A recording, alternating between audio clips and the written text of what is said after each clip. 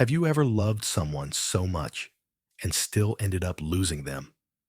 Daniel Whitmore had everything a man could want: wealth, power, a wife carrying his child. But one rainy evening, she walked out, not in anger, not in drama. She simply left. And waiting outside for her was the one man Daniel never expected to see again, the very man he once betrayed to build his empire. What would you do if the person you pushed away became the safe haven for the one you love most? Would you fight to win them back or finally face the truth of who you've become? This isn't a story about revenge. It's about reckoning, about the silence between two people who once shared dreams, and the choices that echo long after the words are gone. If you've ever asked yourself, what if I had listened sooner? What if I had loved better? This story will speak to you. So take a breath, settle in. Let's walk through the ruins of a man's greatest loss and witness what can grow from broken ground. Don't forget to like, share, and subscribe if this story moves you. Let's begin. It was the kind of rain that draped the world in silence. Not a storm, no thunder, no lightning, just a steady, stubborn curtain of water, making the windows sweat and the sidewalks shine like mirrors. Daniel Whitmore stood by the 12-foot-high bay window of his estate study, holding a glass of single malt whiskey. Neat. Outside, the gravel driveway glistened under the misty drizzle. Inside, the room hummed with the quiet breath of money. Daniel was a man of precision. At 52, he wore tailored suits like armor, spoke in measured tones, and kept everything finances, schedules, people exactly where he wanted them. The study smelled faintly of mahogany and tobacco, though he hadn't smoked in years. Everything in the room, down to the brass handle on the fireplace poker, had been selected by a consultant. That's how he lived, by consultation, by design. Behind him, Emily was packing. She didn't slam drawers or stomp around. No drama, just the sound of zippers, quiet folds, and the occasional intake of breath. At 38, she moved slowly now, the curve of her belly visible even beneath the loose cardigan she wore. 6 months pregnant and silent, as if words were too heavy to carry with her luggage. "You don't have to do this," Daniel said, not turning around. His voice didn't plead. It didn't need to. It was the same tone he used in boardrooms and courtrooms, the voice of a man who always had the upper hand. "I do," she said. Her voice, unlike his, cracked around the edges. He took a sip of his drink, watching a single black SUV roll past the gate and disappear into the gray. "You'll be back," he said, more to himself than her. They always come back. She didn't answer that. He turned then, watching her zip the last of her duffel bags. It wasn't one of the expensive designer bags he'd bought her, just a weathered old thing from college, patched at the corners, that somehow irritated him more than he expected. "You're really going through with this?" he asked, raising an eyebrow. Emily looked up.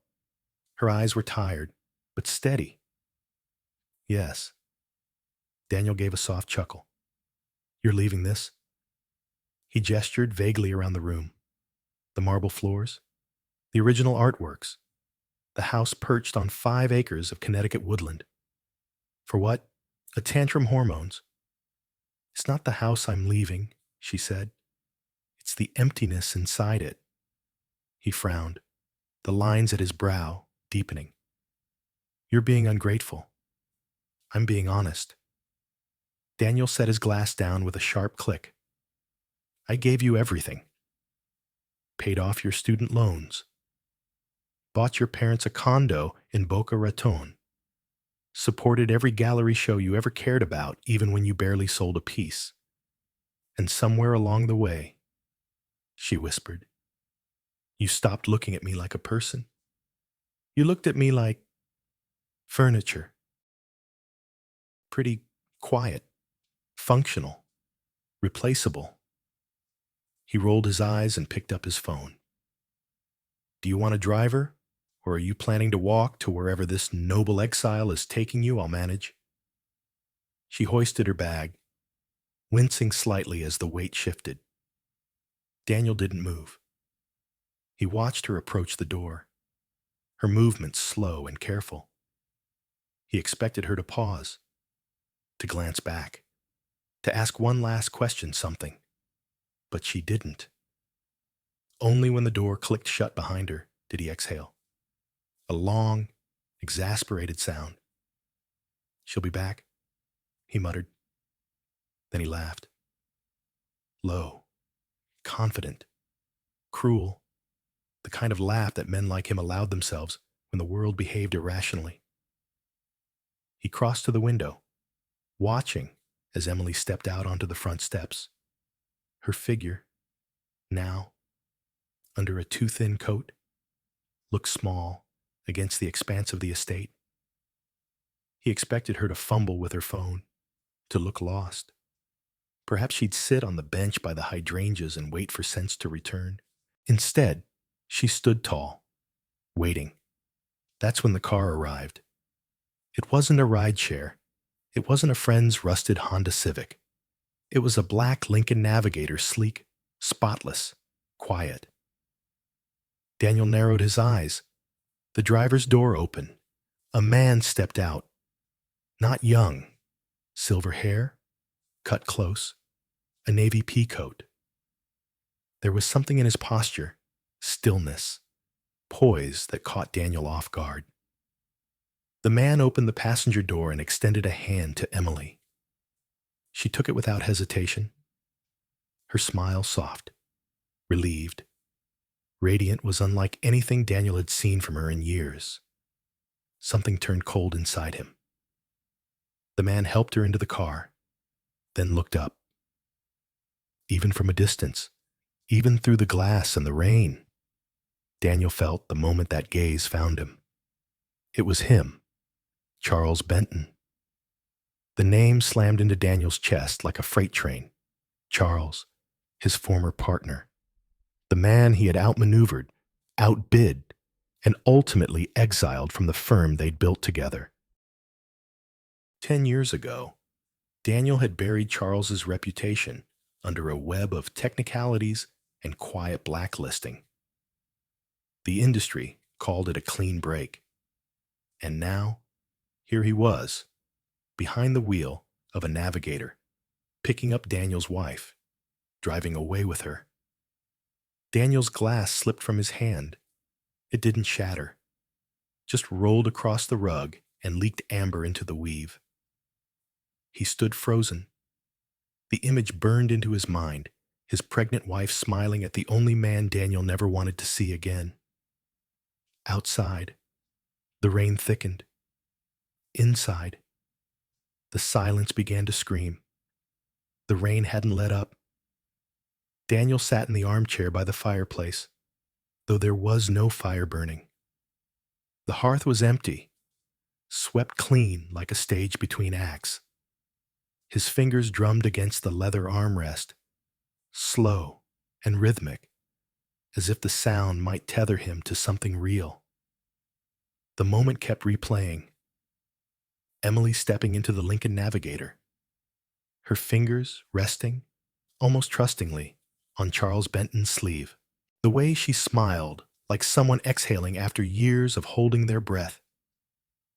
And then Charles, looking up through the rain. That look wasn't angry. It wasn't even triumphant. It was calm, measured. It was the look of a man who had nothing to prove. That terrified Daniel more than any threat could. He reached for his phone and pulled up the contact list. He paused over one name, George Langley, his longtime attorney and the kind of man who could bury anything beneath 6 feet of paperwork. Daniel hesitated. Calling George would mean admitting that this rattled him. Instead, he typed a shorter message to someone he hadn't spoken to in years. Is Charles Benton in town? The recipient, Alan Franks, a former associate who now worked in private intelligence for corporate clients. Discreet, efficient, not cheap. Seconds later, a bubble popped up. Why do you ask? Daniel didn't reply. He didn't need the details yet, just confirmation. He rose from the chair and crossed to the bar, pouring himself another drink, this time heavier. No ice. The clink of glass against bottleneck was louder than it should have been in the quiet room. His mind drifted back 10 years, maybe more. Charles had been his mentor before he became his rival. They'd built Whitmore Benton Holdings from a small regional player into a real estate force. Charles had the ideas, the charm, the patience. Daniel had the drive, the hunger. It worked, until it didn't. Charles had wanted to expand slowly, ethically. Daniel saw opportunity and risk. When a scandal broke about an insider zoning deal, Daniel had stayed quiet just long enough to let Charles take the fall. I'm protecting the company, he'd told himself, and in doing so, he'd taken everything. Charles had disappeared after that. Rumors said he moved west, or maybe upstate. Someone once claimed he was spotted working at a vineyard, of all places. Daniel never tried to find him. Why would he? Until now. He picked up the phone again. This time, he called George. Daniel. George answered immediately, voice thick with sleep. You know it's Saturday night. Right, I need information, Daniel said, quietly. George didn't sigh, but Daniel could hear the pause that stood in for one. About Charles Benton. There was a beat of silence. Then, he's alive. He's in my driveway, Daniel snapped. He just picked up my wife. George cleared his throat. Is this a romantic thing? Or a vendetta thing? Daniel's grip tightened around the phone. I don't know yet. Well, George said carefully. Let's find out. When the call ended, Daniel didn't sit down. He walked the house instead. It was too quiet, too large. A 7,000 square foot mansion felt hollow without the sound of someone else moving through it. Emily used to hum while she cooked. She'd never been a good cook, but she liked trying. He used to tease her about her overuse of cumin. There was still a jar of it in the pantry. He didn't know why that thought made his throat tighten. He ended up in her studio once, her studio. A bright room on the 3rd floor with skylights and canvases stacked against the wall. She hadn't painted in months. Not since the pregnancy. Not since the distance between them had widened from tension to silence. There was one unfinished canvas left on the easel. It was abstract swirls of indigo and rust, and he had never known what it was supposed to be. Now he wondered if it was what she'd felt like. Beautiful. Lost. Undefined. He stood there for a long time before turning off the lights. Back in the bedroom, he pulled up the security footage from the front gate. He zoomed in on Charles's face. Age had deepened the lines around his mouth, but the eyes were the same. Clear. Intentional. Daniel had expected anger. Instead, he saw peace, and that unsettled him more than rage ever could. The next morning, Daniel woke before the sun, his body restless, his mind already racing. The rain had stopped, but a low fog blanketed the hills behind his estate, clinging to the treetops like a secret too heavy to lift. The house was still.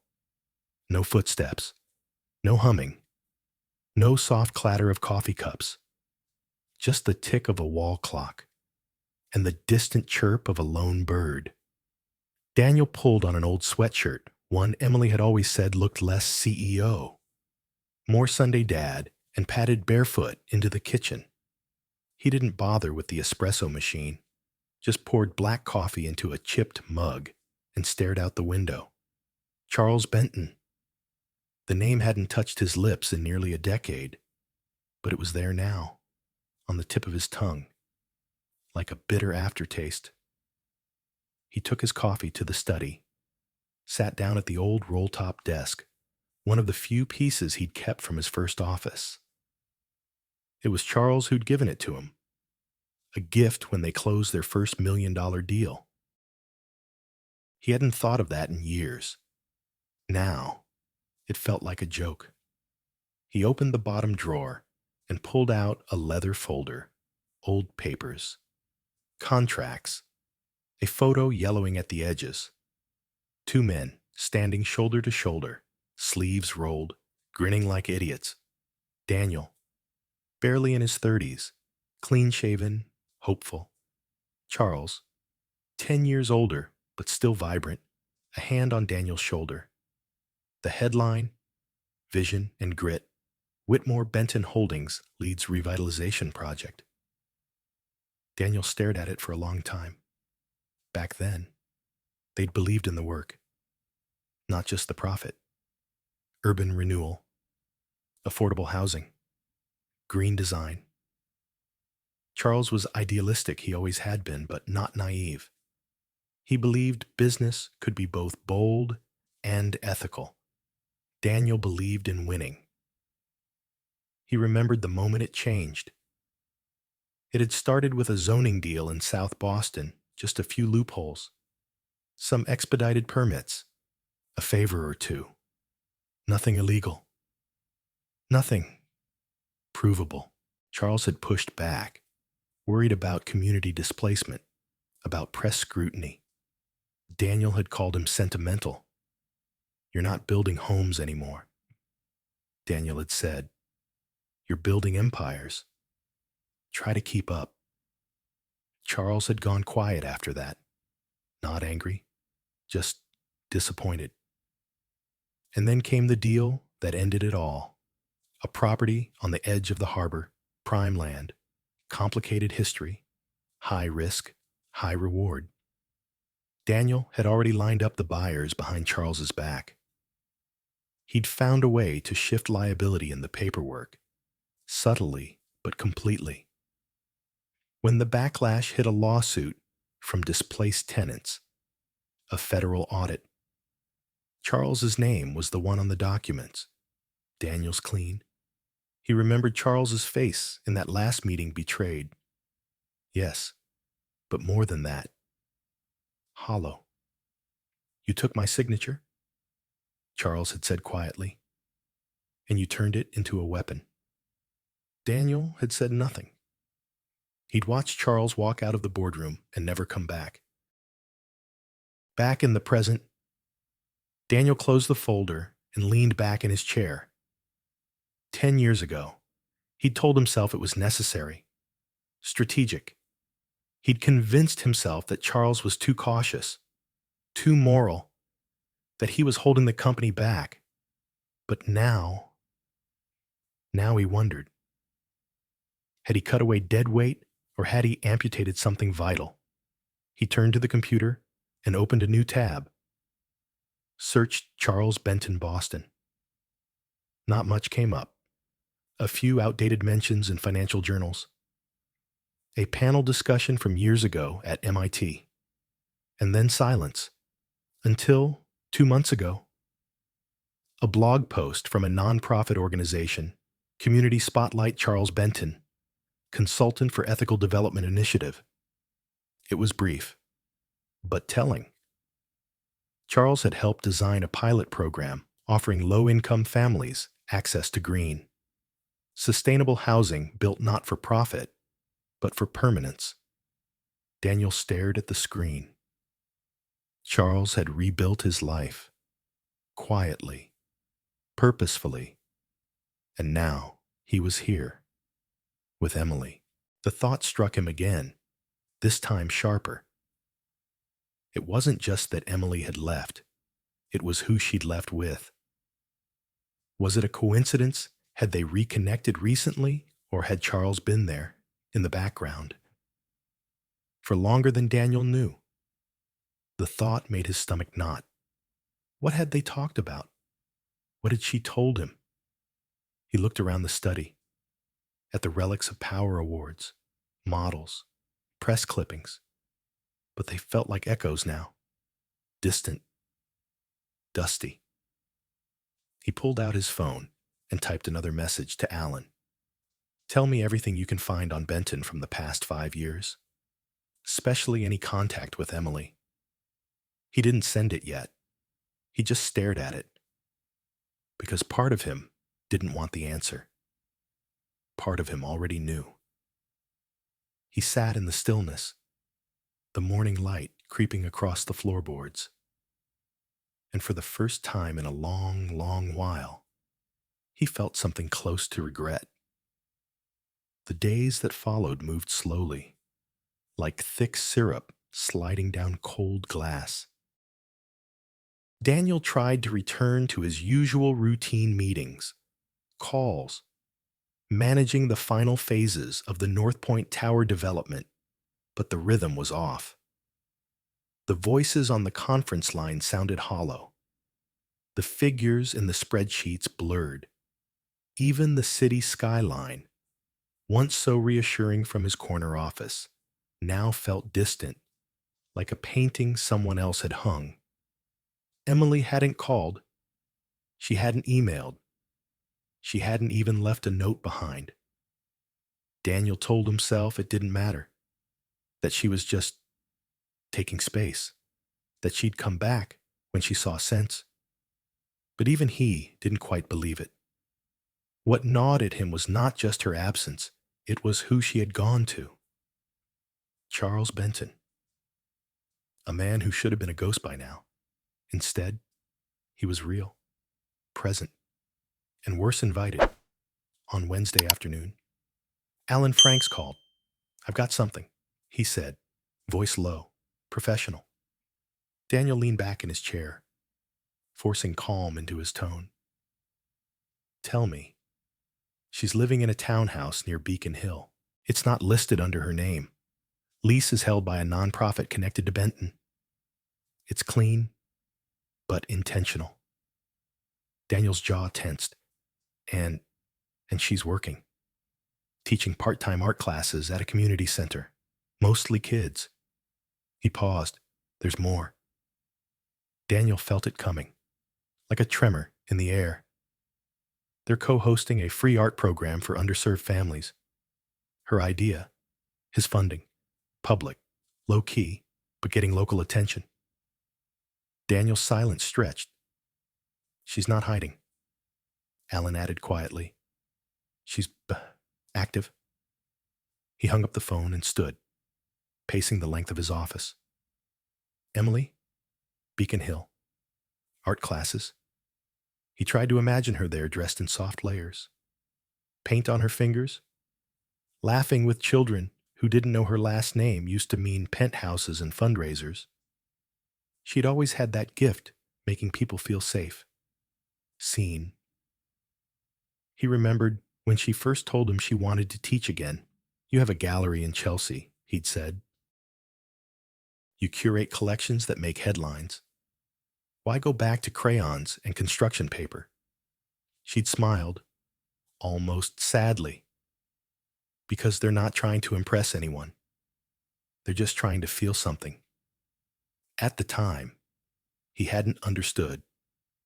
Now, standing in his silent office, he began to. That weekend, he drove to Boston. He didn't tell anyone, not his assistant, not George, not even Alan. He needed to see for himself, not to confront, just to look. Beacon Hill was everything his estate was not tight-knit. full of old brick charm and narrow sidewalks.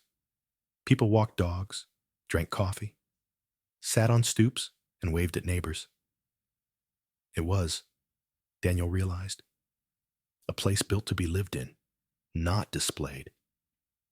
He parked across the street from the community center, a modest building with a hand-painted sign and a mural of birds in flight on the side wall.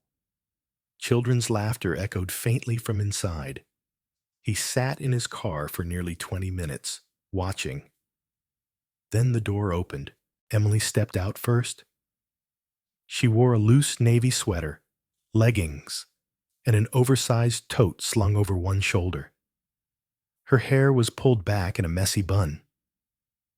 She looked tired, but not worn down. There was something grounded in her now. She bent slightly to adjust a boy's coat zipper, her hand instinctively resting over the swell of her belly. The boy grinned and ran off toward a waiting car. Then Charles stepped out. He wasn't touching her, wasn't even particularly close. But the way he looked at her, gentle, protective, like a man carrying something breakable and precious in his thoughts, was enough. Daniel looked away. He didn't know what burned more, the sight of her happy, or the fact that her happiness no longer included him. He stayed there, in the car, long after they disappeared down the sidewalk. That night, back in his hotel room, he stared at the ceiling.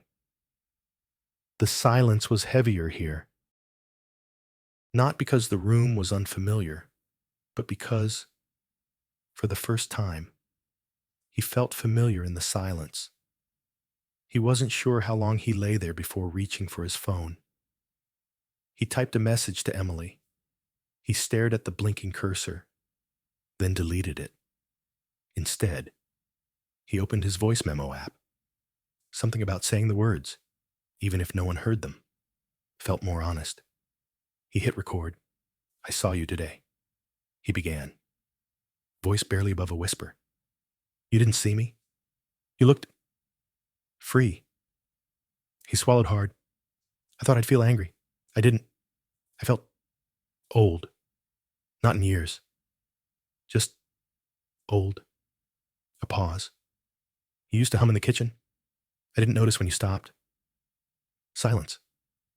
"I don't know what I thought I was building all these years. Maybe I thought if I built something big enough, loud enough, it would drown out the quiet parts I didn't want to feel." He exhaled. "You were always the quiet part. And now it's just me, listening to what I've drowned." He ended the recording, but didn't delete it. Just let it sit there, like a confession tucked under a pillow no one would find. Outside, the city lights blinked. Inside, Daniel finally allowed the silence to answer him. The first real crack appeared on a Thursday morning. Daniel arrived at the Whitmore Global offices just after 8, suit crisp, shoes polished, coffee untouched. He moved through the lobby like he always did. Nods from reception, murmured greetings from junior executives. But there was something different in the air. Not panic, not tension, just silence. Too much of it. His executive assistant, Rebecca, met him at the elevator with a tablet in hand and a look she tried to hide behind her professionalism. "Your 9 with Alton Financial has been canceled," she said quietly. Daniel frowned. "Why?" They didn't say. Just rescheduled. Indefinitely. Indefinitely. That wasn't a cancellation. That was a retreat. He brushed it off with a nod, but the words stayed with him all the way to his corner office. The view was as it had always been, skyscrapers in orderly rows. The Hudson slicing through the landscape like a promise. But now, it felt like a view someone else had paid for. Borrowed power. His phone buzzed. Marcus Wren, CFO, and Daniel's longest-serving executive, stood in the doorway with a folder under one arm. His brow was tight, his mouth a line. "We need to talk," Marcus said. Daniel gestured to the chair across from him. "About North Point." That got his attention. North Point Tower was Daniel's signature project, a 70-story luxury condominium in Midtown, scheduled to open next spring, the capstone of a decade-long expansion. "What about it?" "The bank's pulling back. They're requesting a new collateral evaluation." Daniel stiffened. "We've already cleared the last audit. They're citing external risk, public image concerns." Daniel scoffed, based on what Marcus hesitated, then slid the folder across the desk. Daniel opened it. The headline hit like a punch to the gut.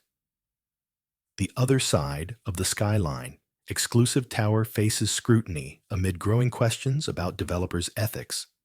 Below it, a photo, not of Daniel, of Charles Benton, and beside him, Emily. The article detailed Charles's recent involvement in a new urban housing initiative: sustainable design, community reinvestment, ethical financing. Emily was listed as the program's creative lead, focusing on community engagement through public art. It painted them as the future, and Daniel, the past. Marcus cleared his throat. "The investors are nervous. The media is starting to turn. Your name is being tied to, well, legacy practices." Daniel leaned back in his chair. "Legacy practices. A polite way of saying too ruthless, too cold, too 2005.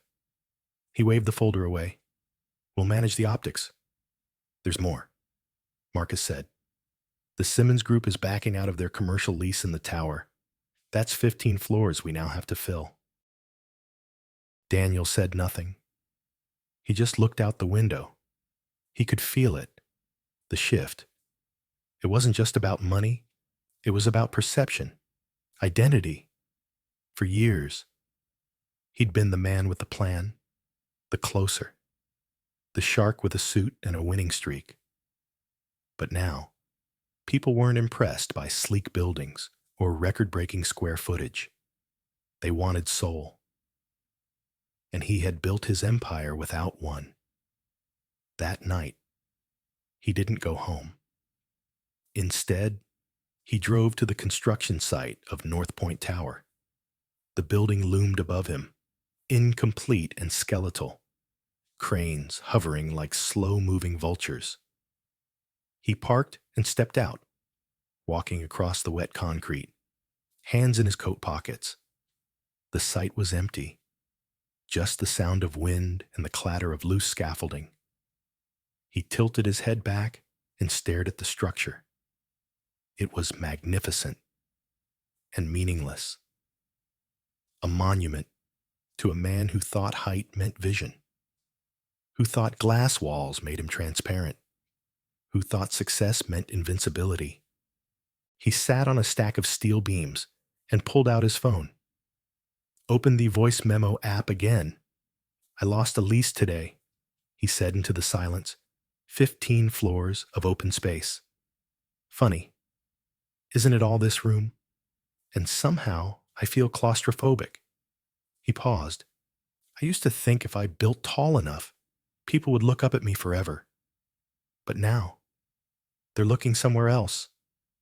At people with ideas. People who listen. A breath.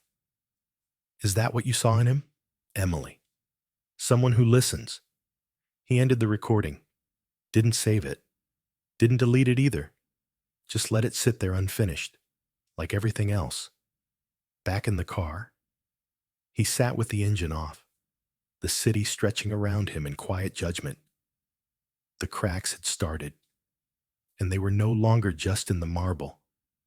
They were in him. Daniel sat alone in the den. Lights dimmed. The late evening wrapping the room in a soft hush. The fireplace crackled, more for atmosphere than warmth. Outside, the wind rattled the windows in short bursts, like something trying to get in, or perhaps trying to get out. He held his phone in both hands, elbows resting on his knees. His thumb hovered over the screen, then tapped, backed out, opened a blank email, closed it, opened it again. Words had never failed him in the boardroom. But now, the more honest they became, the harder they were to type. Finally, he gave up and did what had become a strange new ritual. He opened the voice memo app. It felt easier, somehow, to speak without reply, to let his voice float into a room that wouldn't answer back. He pressed record. "I don't know if this is the right thing to do," he began, his voice softer than usual, "or even if you'll hear it. But here it is." He paused. "You were right, Emily, about everything." The silence that followed wasn't heavy. It was spacious, like a room airing out. "I told myself I built all this for us, that every deal, every tower, every bonus check, it was all for our future. But I think the truth is, I was just afraid. Afraid that if I stopped moving, you'd see how small I really am." He took a breath. "And now you've gone. And I finally hear the quiet." The fire popped. Somewhere in the house, the central heating kicked in with a faint hum. "I saw you in Boston," he added, more quietly now. "At the center, with him. I didn't come in. I just watched. You looked safe. I don't think I've ever made you feel that way." He ended the recording, but didn't delete it. Instead, for the first time, he pressed share and typed her number, then stopped. His finger hovered, and he did something that surprised even himself. He called. The phone rang once, twice. Then a man answered. "Charles," Daniel said, before he could think. There was a pause. "Daniel." The voice was calm, not cold, not defensive. "Just still. I didn't expect you to answer," Daniel admitted. "And yet you called." Another pause. Daniel swallowed hard. "I wanted to talk to Emily. She's resting," Charles said simply. "The baby's due in 6 weeks." Daniel blinked. The timeline hit harder than expected. 6 weeks, he echoed. "Yes." Silence stretched between them, thin and delicate. Daniel leaned back, eyes on the fire. "Did you plan this?" Charles was quiet. "Then I didn't plan your downfall, if that's what you're asking. I planned to help her." "That's not the same thing." Daniel chuckled, dry and low. "Semantics." "No," Charles said. "It's everything." Daniel closed his eyes. "She was my wife. She was a woman living in silence," Charles said gently. "And now she's not." Daniel didn't respond. "I'm not here to gloat." "Daniel," Charles added, "if that's what you fear, I've lived that silence too. I know how it corrodes." Daniel's throat tightened. "I don't want to fight. I know. I don't even know what I want anymore. That," Charles said softly, "might be the first honest thing you've said in years." Daniel laughed, but it wasn't cruel. It wasn't bitter. Just tired. Charles continued. "You built a fortress, not a home, and now you're standing in the ruins, wondering why no one stayed." Daniel's voice cracked. "Do you hate me?" "No," Charles said, without hesitation. "I mourned you. That's different." The words landed like warm rain on cold soil. Strange, unfamiliar, but real. "I miss her," Daniel said, "and I'm scared." Charles let that sit for a moment before replying. "Then you're finally where she was. 2 years ago. Daniel blinked hard. She still has love for the man you were, Charles said. But she can't go back. Not now. She's building forward, with or without you. Daniel nodded slowly, though no one could see it. I understand, he said. He meant it. And in that quiet space between two men once bound by vision and divided by ambition, something old finally broke. Not in anger. In peace. Charles's voice was low. Take care of yourself. Daniel. Then the line went dead. Daniel sat in the quiet for a long time, his phone resting on his knee. He didn't weep, didn't shout. He just breathed. And in the breath, something let go. The email came in at 6:12 a.m. Daniel read it twice before setting his coffee down, suddenly bitter on his tongue. Marcus Wren had resigned. The message was short, clinical, no drama, no accusations, just a few lines about irreconcilable differences in direction and a deep respect for our past work. The kind of email written by someone who still had dignity to protect and was tired of watching someone else lose theirs. Daniel stared at the screen, numb. Marcus had been with him since the early days. Through 4 companies, 3 rebrands, and countless deals. The man had once stood by him during an SEC audit, cool under fire, calculating under pressure. Now, he was gone. He clicked on the internal company portal. Rumors were already swirling whispers in the Slack channels. Flagged media alerts. Investors calling for emergency meetings. It was unraveling. Fast. Later that morning, in a tense executive roundtable, Daniel tried to present calm, but the energy in the room had shifted. His words hit polished glass surfaces and slid away unnoticed. Eyes darted. Notes were taken. Not about strategy, but about liability. He cut the meeting short. In his office, the walls suddenly felt too close. He stared at the skyline, his skyline, and felt it pressing back. The phone rang. He picked it up without checking. It was George Langley.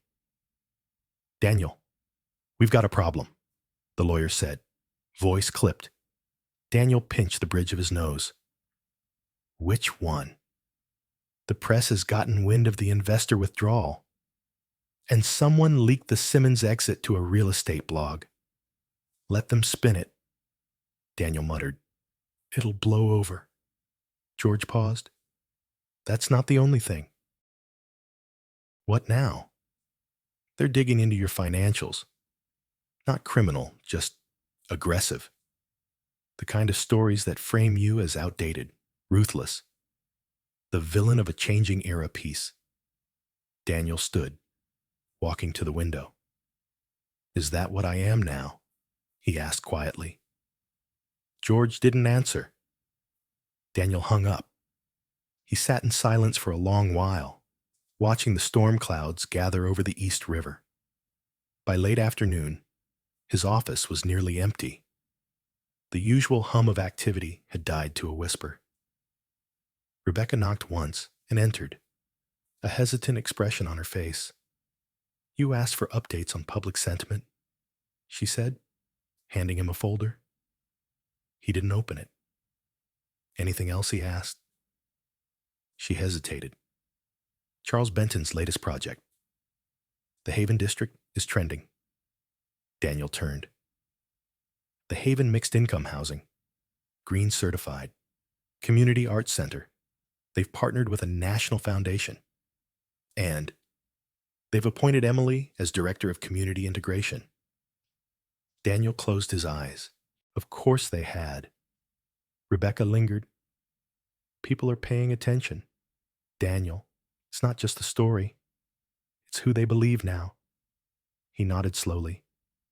You can go.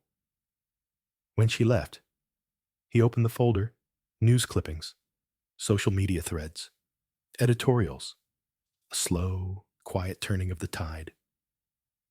Words like humane, visionary, and redeeming swirled around Charles, around Emily, around everything he wasn't. He poured himself a drink, just one, and walked through the apartment, stopping at the dining room where Emily's painting still hung. It wasn't framed, it wasn't perfect, but she had made it one evening after a long day, laughing at the mess, smiling at the chaos of color. He hadn't even noticed it was about them. Now, it felt like a memory from someone else's life. That night, the storm broke. Rain lashed against the windows, thunder growling overhead. Daniel stood barefoot in the hallway, staring at the door to what had once been the nursery. They had painted it pale yellow. Not knowing the gender, wanting it to feel like sunlight, he hadn't stepped inside since she left. He reached for the handle, paused, then turned it slowly. The room was unfinished.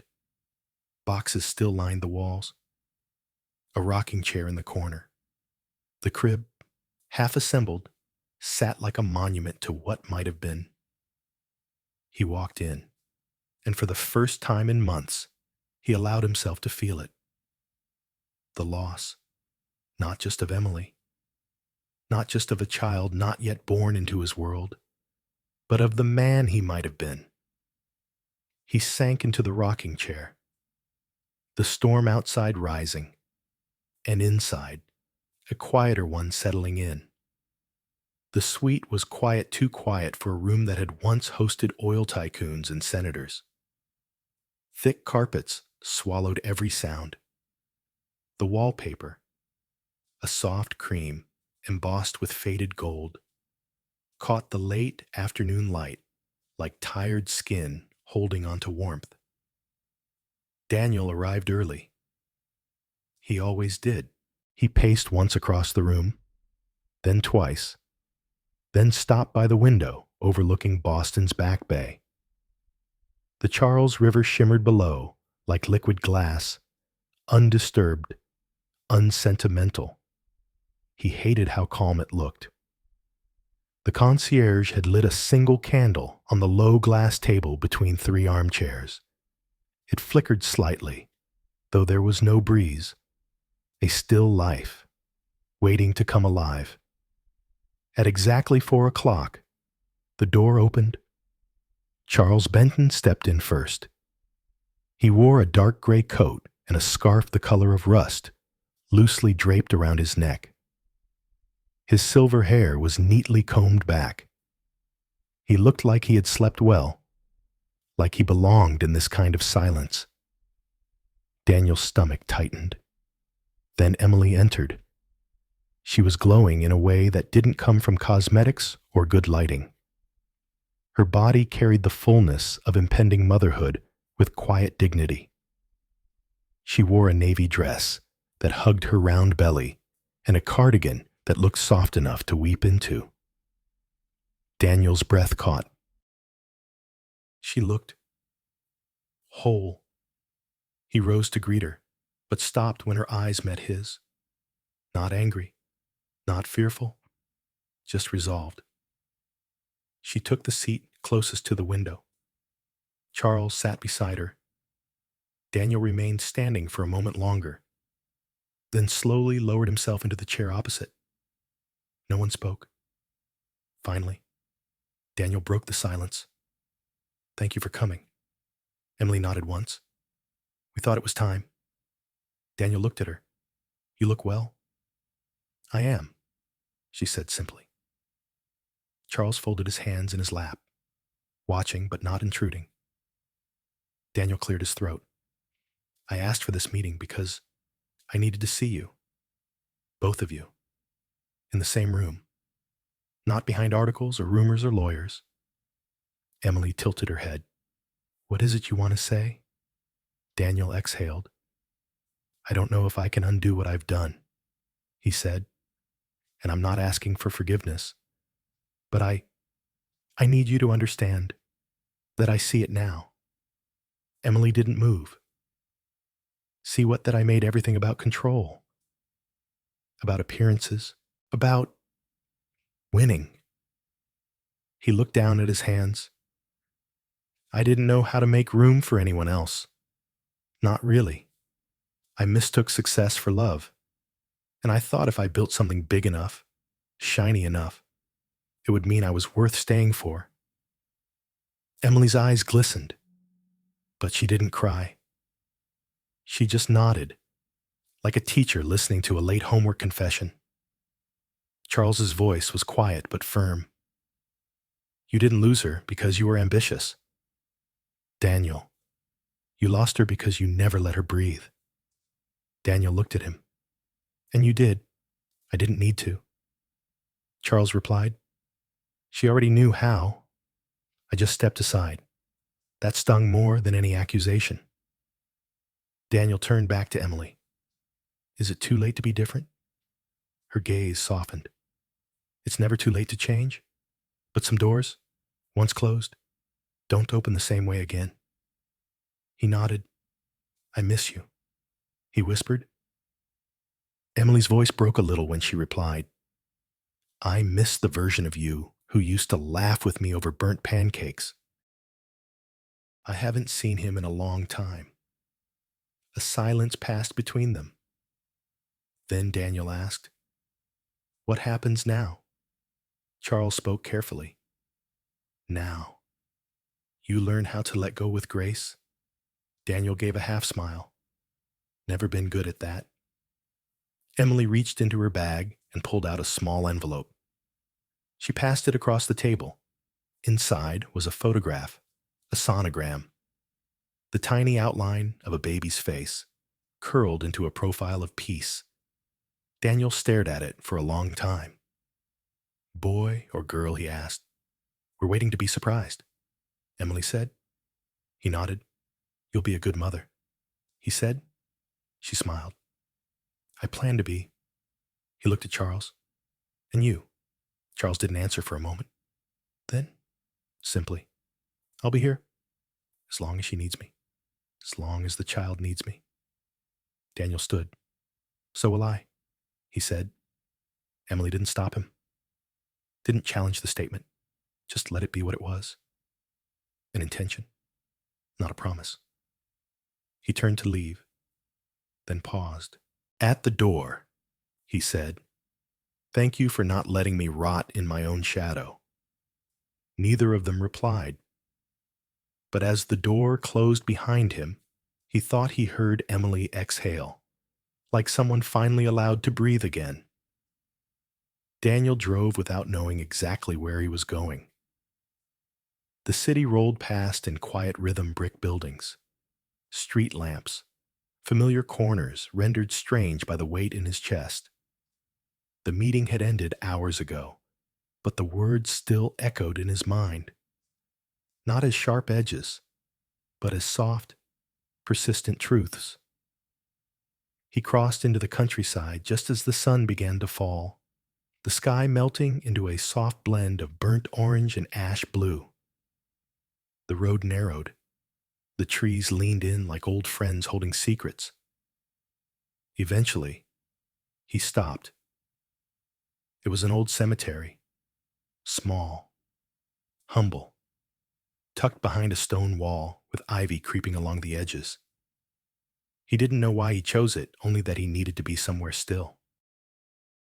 He walked between the rows, boots crunching softly against gravel and damp leaves, names etched into stone, years that had long stopped counting, flowers both fresh and forgotten. At the back, he found a bench beneath a maple tree. He sat, no phone, no drink, no walls, just him and the quiet. For a while, he watched the light shift. Birds stirred in the branches above. Somewhere in the distance, a dog barked twice and then stopped. He took a deep breath, and then another. And somewhere between breath and memory, he began to see it all, not as headlines or victories or losses, but as moments. The first time Emily had made him laugh so hard, he nearly choked on his coffee. The way Charles used to pause before speaking, making you want to lean in. The look in Marcus's eyes, before he resigned, not of anger, but of quiet mourning. And himself. A man who had mistaken walls for strength, who thought love was earned by accumulation, not presence. He leaned back, eyes on the slowly darkening sky. For the first time in his life, Daniel didn't feel like the main character in his story. He felt small, and strangely, that felt honest. His thoughts drifted to the child, his child. The tiny silhouette on the sonogram photo, tucked now in his wallet, like a prayer. He didn't know if he'd be allowed in their life. Didn't know if redemption came with visitation rights. But he knew he wanted to be someone that child could one day look at and not turn away. Not because of titles, or towers, or 10-figure portfolios, but because he'd tried to be decent, tried to be whole, tried to start over, not from scratch, but from truth. The cemetery grew colder with dusk. He stood, stretching stiff legs, and walked slowly back to the car. Before opening the door, he looked back, stone upon stone, names upon names, and the quiet message beneath them all. You are not what you built. You are what you leave behind. On the drive home, Daniel didn't turn on the radio. He let the silence ride with him. And for the first time, it didn't feel empty. It felt like space. Space to grow. Space to become. Not someone new, but someone real. 6 months later, spring came quietly, not with grand gestures or wild blooms, but with small changes, the kind you notice only if you're paying attention. The frost retreated from the grass. The air softened. Windows were cracked open, just enough to let in the morning. Daniel Whitmore was no longer a man people whispered about in financial blogs. Not because they forgot him, but because he had stepped out of the arena. His departure from Whitmore Global had been quiet. A 2-paragraph press release. No drama. No scandal. He sold off his shares, declined interviews, and refused any attempt to rebuild the brand. He didn't want the brand. He wanted something different, something quieter. He moved to a small house outside of Concord, Massachusetts. 2 bedrooms, a modest garden, and a fireplace that took 3 tries to light but felt earned when it did. He kept only a few things from his old life. 1 painting Emily had done of a skyline, abstract and moody, and the sonogram photo. It stayed on his desk, not as a trophy, as a reminder. Every week he wrote letters to the child. He didn't send them. He didn't ask to. He just wrote them. They weren't grand declarations. No apologies or justifications, just thoughts. What the morning sky looked like. How a neighbor's dog barked every time the mail came. What he hoped they might become. He mailed one of those letters, finally, on a warm Tuesday. Just one. No return address. Just 3 lines at the bottom. I don't know if I'll ever earn the right to meet you, but I hope the world you grow up in is kind, and I'll spend the rest of my life trying to make it a little more so. He walked it to the postbox himself. Didn't look back. One evening, he visited the Community Art Center in Boston. Not during an event, just quietly, in the back.